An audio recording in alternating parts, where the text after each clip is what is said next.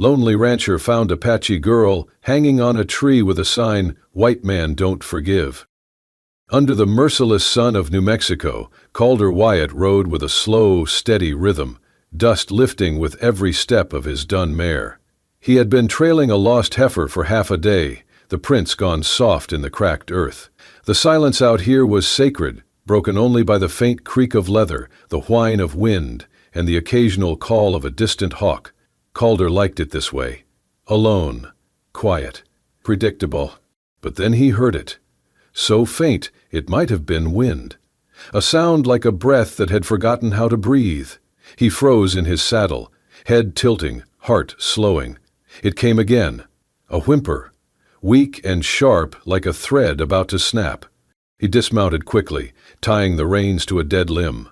With his rifle slung over his back, he moved through the scraggly junipers and boulders until he came upon a clearing ringed by old cottonwoods. And there, beneath the oldest tree, he saw her. She was hanging by the wrists, arms stretched above her, her body limp like a broken doll. Her feet barely touched the dirt. Her skin was sun-dark and dust-covered, her long black hair matted with sweat and blood. Her chest rose in shallow, erratic breaths, but she was alive. Calder's eyes snapped to the crude wooden sign nailed to the tree above her head. The words were scrawled in thick red paint, angry and jagged. "White man, don't forgive." He stepped back involuntarily, bile rising in his throat. The air thickened. A warning? A message? A curse? He glanced around, scanning the ridges, the rocks. No movement. No sound, just the wind brushing through dead leaves like whispers. His hand went to the knife on his belt. "Christ," he muttered, "what the hell did they do to you?" The girl stirred, barely. Her head lolled forward and he saw the raw burn marks where the rope bit into her wrists. He swallowed hard. "You hear me, girl?" he asked, voice hoarse. No response. "I am not here to hurt you," he said softer, almost to himself. His boots crunched forward. Closer. He could see her face now, young, maybe 18, with a high brow and a strong jaw, her cheeks hollow from thirst. There was dried blood on her lip. He reached up, touched the rope. It was twisted mesquite fiber, harsh and old. Whoever tied it had meant for her to suffer, not just hang. He pulled out his knife. His fingers trembled. That sign. It screamed at him. He heard echoes of things he never said, never did. And yet, it made him guilty. It made him hesitate. But she groaned again, and that sound undid him. "I ain't all of 'em," he whispered, blade slipping into the rope. "I ain't that."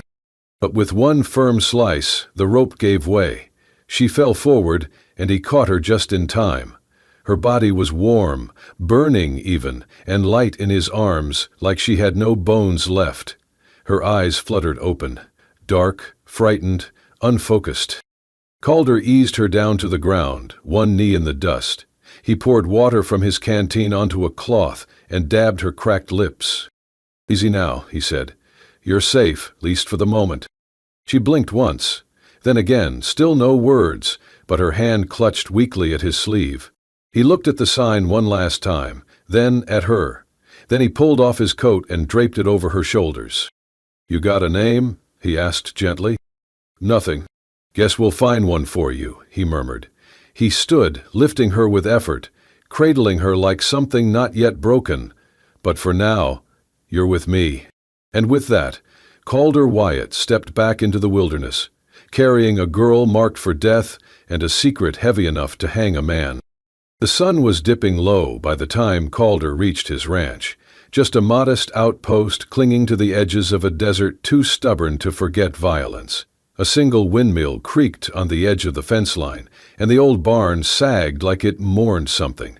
The house itself was one room and a loft, roof patched with old sheet metal, but it stood, solid and honest, like the man who built it.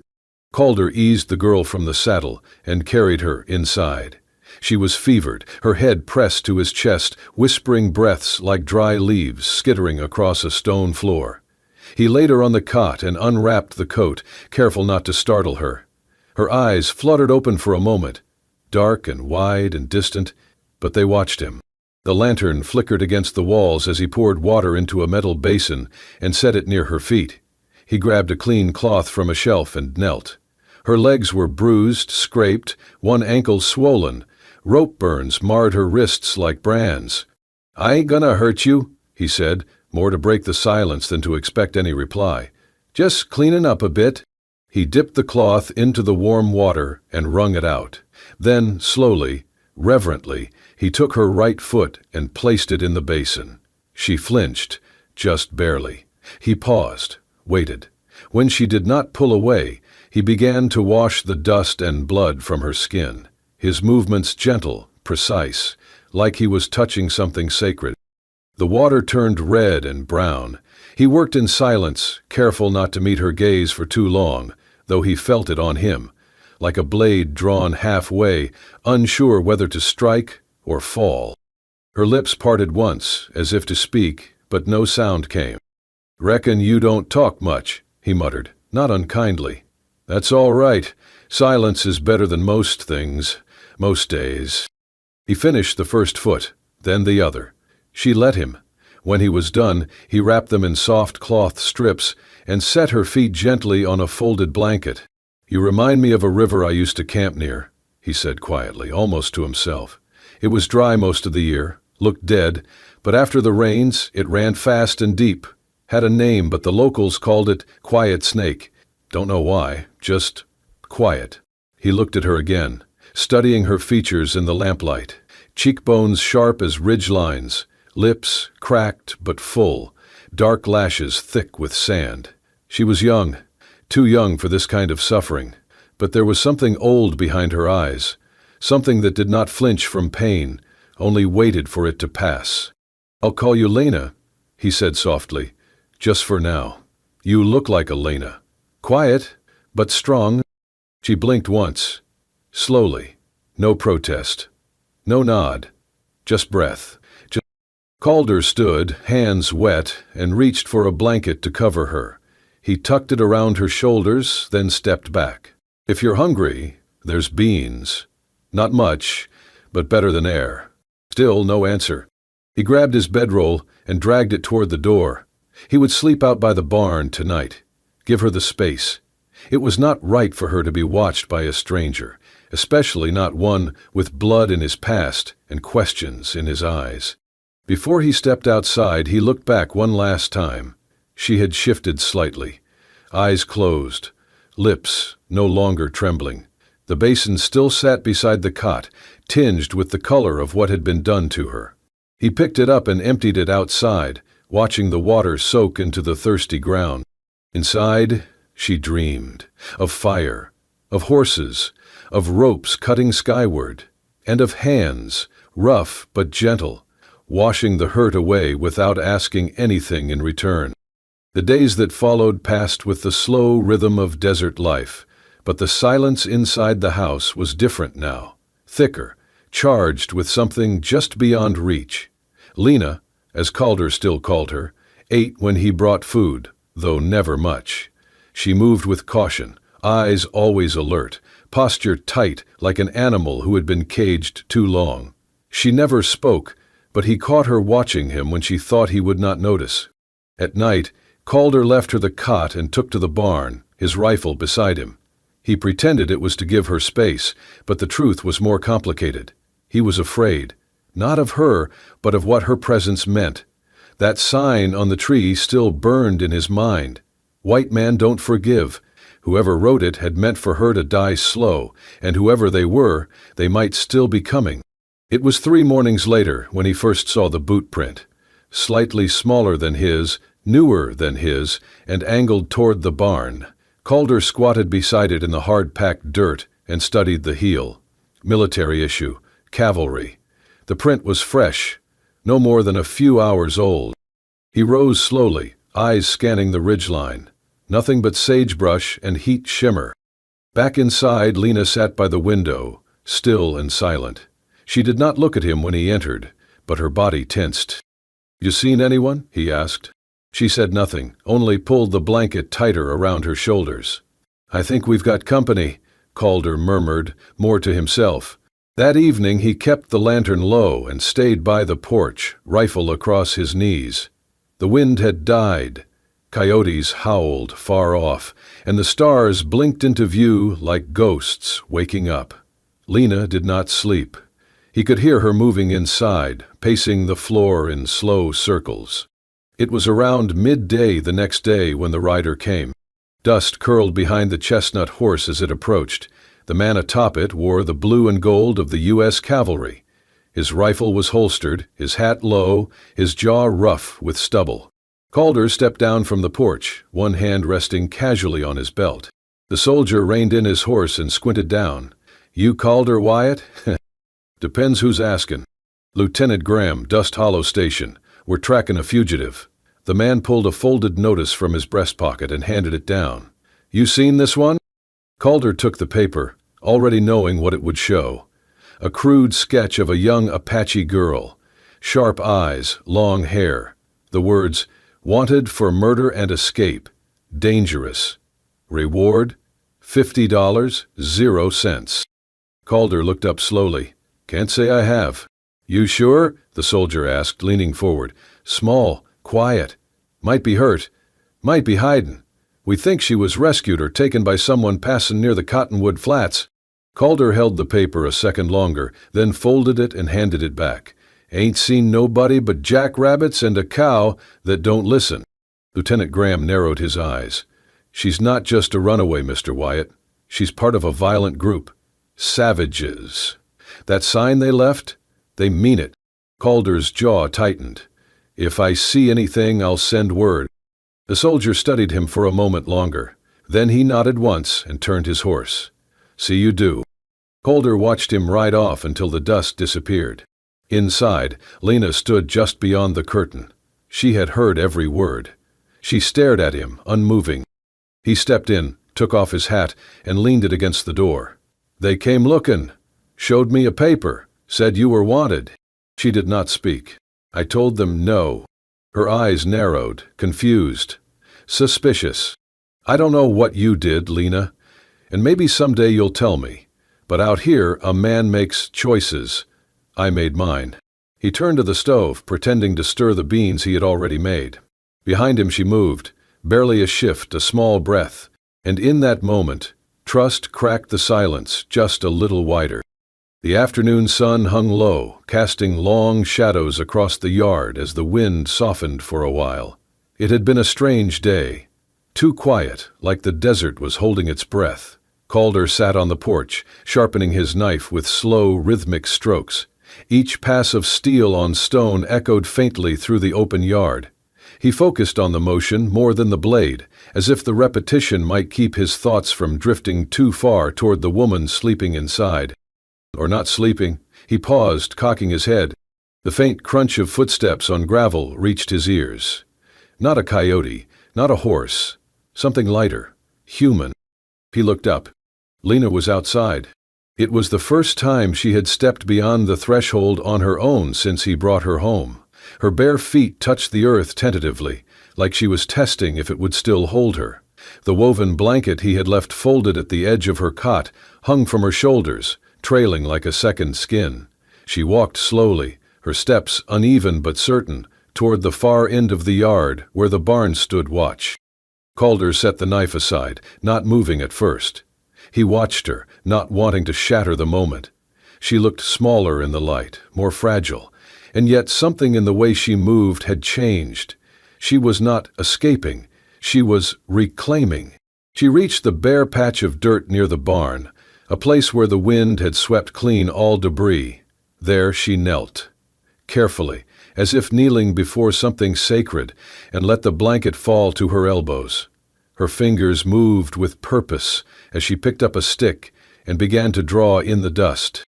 Only then did Calder rise. He walked over slowly, boots quiet on the dirt, giving her space. He stood a few feet behind her, watching her hand trace lines into the earth.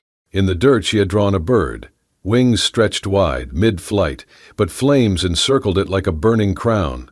The lines were bold and sharp, etched with tension. The bird looked alive and in agony, its wings angled upward, as though trying to escape the fire or rise with it. Calder had seen war, seen symbols carved into rifles and burned into skin, but this was something older, a cry, a prayer. He squatted beside her, his voice low and respectful. "What's that?" Lena did not look up. Her face remained still, eyes focused on the drawing.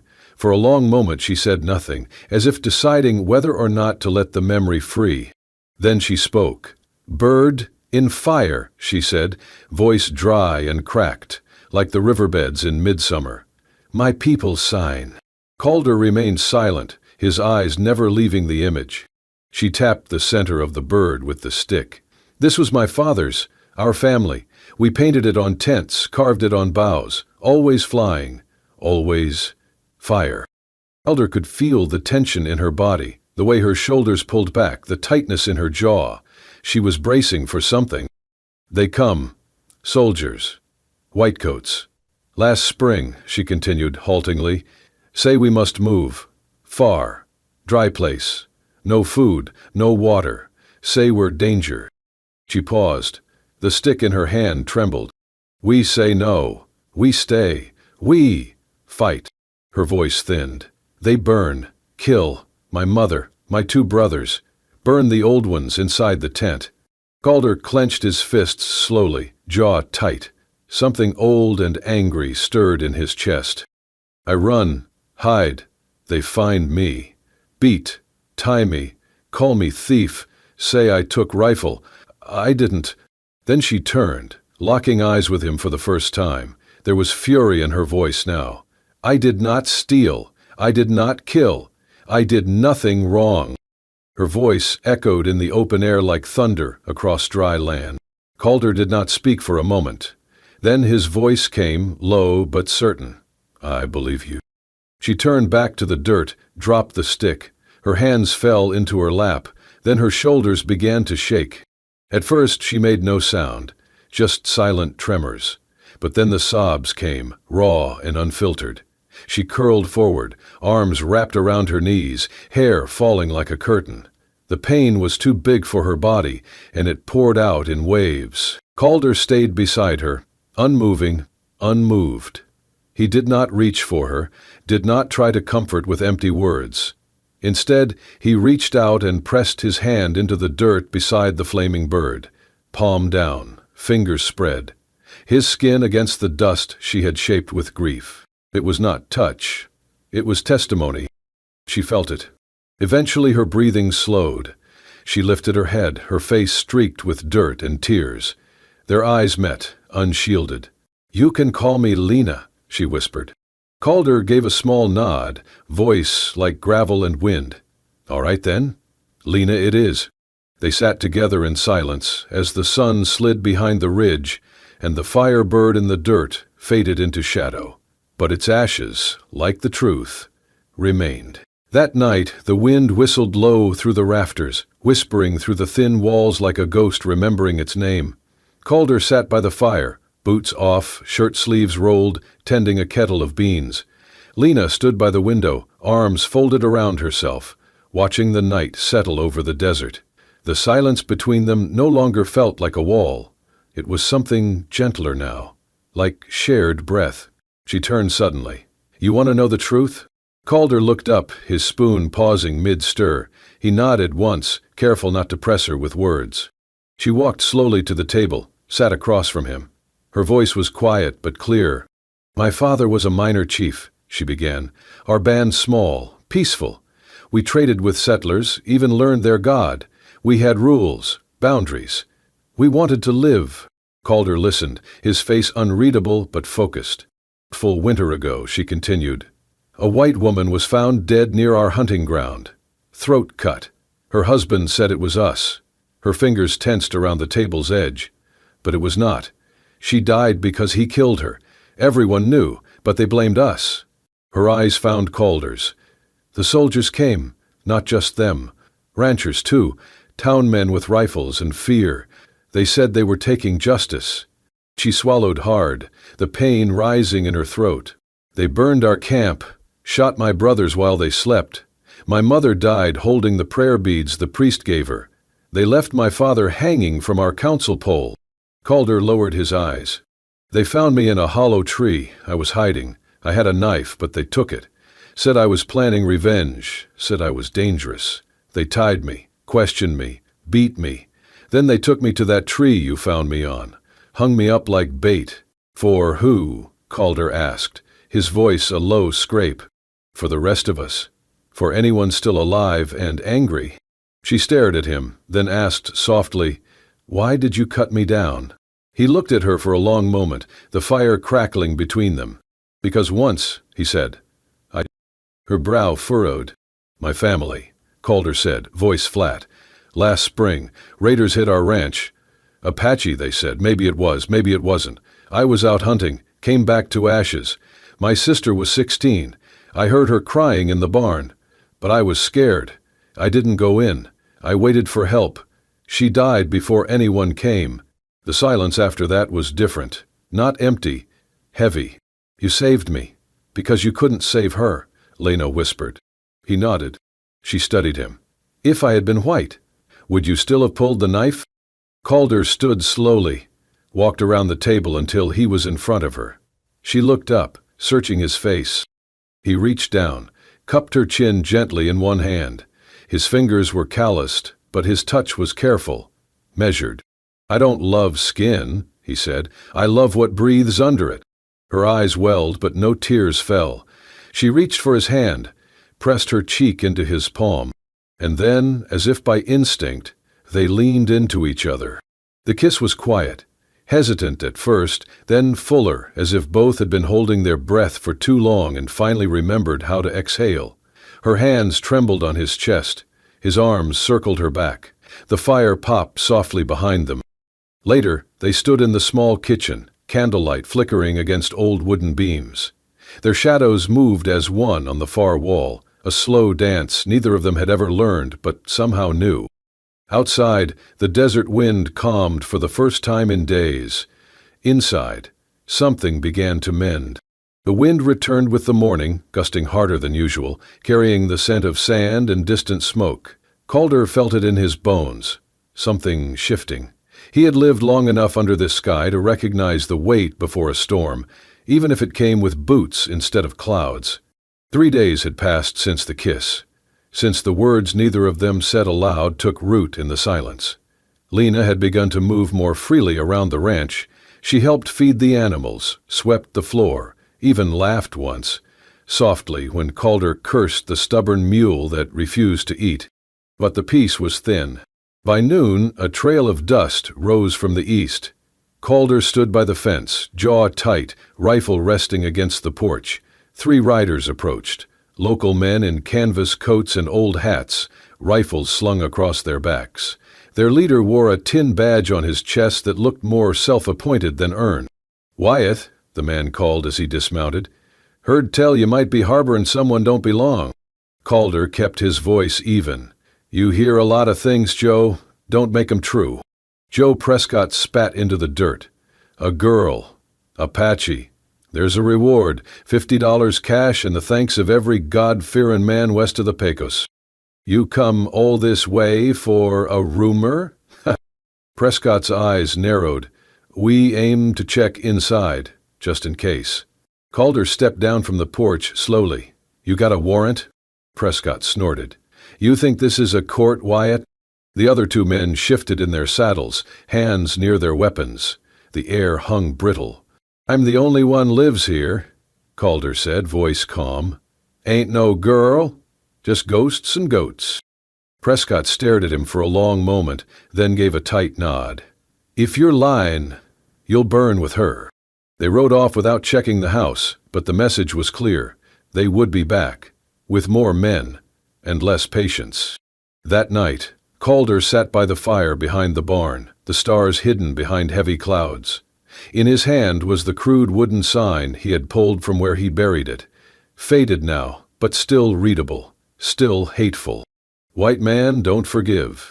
He stared at it for a long time, fingers brushing over the letters. Then he stood and carried it to the fire pit. No ceremony, no speech. He laid it down among the kindling and struck a match. The flames rose slowly, then swallowed the words in orange and gold. The wood cracked and curled inward, as if the hate itself resisted dying. Behind him, footsteps. Lena. She wore one of his old coats, too large on her frame, the sleeves rolled twice. She stepped beside him, eyes on the fire, not speaking. But her presence spoke enough. The flames danced in her eyes, reflecting something that looked like morning, and something like freedom. "I should have burned it sooner," Calder said quietly. She did not answer, but she moved closer, close enough for her shoulder to touch his. She gripped the coat tighter around herself, her fingers knotted in the fabric. "Thank you," she said softly. The words were simple, but they landed like something sacred. He looked down at her, his heart heavy and alive all at once. The fire burned low, embers glowing. Above them, the wind slowed to a hush. And for the first time since he cut her down from that tree, there was no sign left of what had been written against her. Only heat, smoke, and the weight of what they had chosen instead. The next morning brought no wind, just stillness, thick and unnatural. Calder rose early, packed dry biscuits, jerky, and a canteen of water into the saddlebag. The air around the ranch felt tighter, more watched. He had seen smoke on the horizon, too steady to be a campfire. Word had spread. They were out of time. Lena stood by the fence line, hair braided back, wrapped in the same coat she had worn by the fire. Her face was calm, but her eyes held questions. "We have to go," Calder said, tying the final strap on his pack. "Tonight." She nodded, already knowing. "There's land south of here," he continued, "past the border. Some say the Apache still live free in the Sierra Madres, far from soldiers, far from signs." He paused. "We can make it, if we ride hard." Lena stepped closer, so close he could see the soft flush on her cheeks. She reached for his hand and held it, firm. He looked down at her, voice barely above a whisper. "You'll come with me?" She pressed her forehead to his chest, her breath warm through his shirt. Then she answered, in Apache, slow and careful, "I want to live. I want to live as your wife." Calder closed his eyes. That one sentence carried more weight than 1,000 promises. He kissed the top of her head, breathed in her hair like it was the last thing keeping him grounded. By sundown, they were ready. 2 horses saddled, the ranch left behind, no note, no fire, no goodbye, just a quiet door left swinging and a home turned to memory. They rode through the desert under cover of stars, moonlight painting the ridges silver. Lena leaned forward against her horse, her movements steady, practiced. She did not ask what lay ahead. She only followed. 10 miles from the border, the land opened into low scrub brush and stone cliffs. Calder scanned the horizon constantly, every shadow a threat. His gut turned tight. Then the shot came. A crack echoed across the plain. Calder jerked in the saddle, then collapsed sideways, sliding hard into the dirt. "Calder!" Lena screamed, leaping from her horse. He clutched his side, blood already soaking through his shirt. "Keep going," he rasped. "No." Another shot whizzed past them, striking the rock behind. From the ridgeline, 2 figures appeared, riders, rifles raised. Calder groaned, pulling himself up. "We have to move!" Lena hooked her arm under his shoulder, trying to lift him. "Believe me," he growled. "I won't." Through sheer will, they stumbled toward the nearby rocks, bullets cutting through the night. Calder's boots dragged behind him, but he forced one step after another. Every breath came wet, his vision blurred. Somehow they reached a narrow gap between 2 cliffs, a hidden pass. Lena half dragged, half carried him inside, pressed him to the stone wall, her own chest heaving. The shots faded behind them. The riders would not follow through the rocks. Not without losing speed, not without risk. In the shadow of the pass, Calder collapsed to his knees, blood dripping onto the dust. He looked up at her, pain and wonder both in his eyes. "You said, you wanted to be my wife." She knelt beside him, cupped his face. "I meant it." His lips curved, even through the pain. "Then we better make it through this pass." She nodded, and for the first time since they met, Lena prayed, not to the gods of the settlers, but to the spirits of fire, wind, and survival. Because love, in this place, was always a gamble, and tonight they were betting everything. The tent flaps rustled gently in the river breeze, moonlight slipping through the stitched seams like silver threads. Outside, crickets sang low, and the water whispered over stone.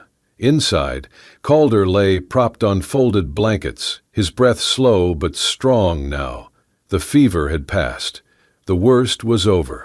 Lena sat beside him, a basin of cool water at her side, gently wiping down his brow.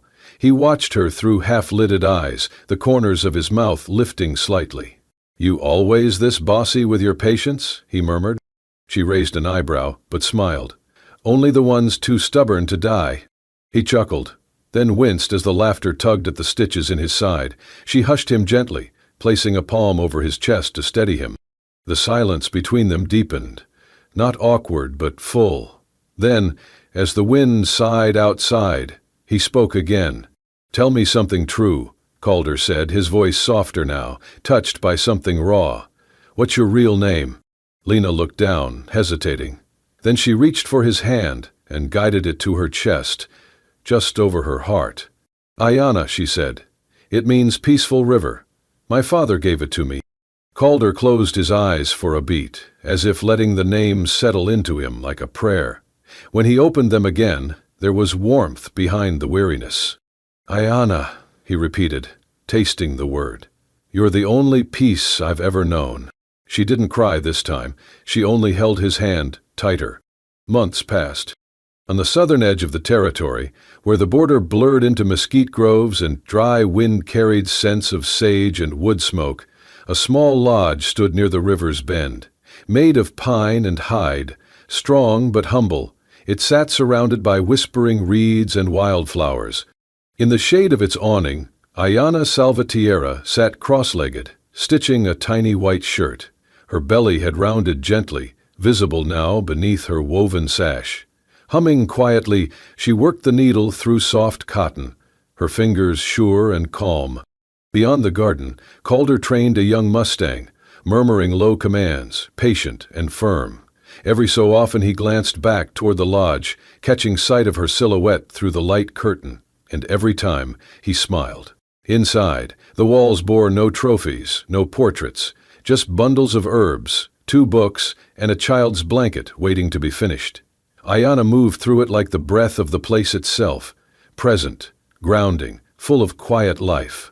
One evening, she walked down to the river, the same path she'd taken for months now. The current moved slow and certain. She stepped barefoot into the shallows, let the cool water kiss her skin, and laid both hands over her belly. "Little one," she whispered, "your father. He didn't just forgive, he loved, and he kept his promise. Every one." Behind her, footsteps padded across the grass. Calder came to stand beside her, their fingers entwining without a word. Together, they watched the river drift under the dusk, where stars began to blink into view.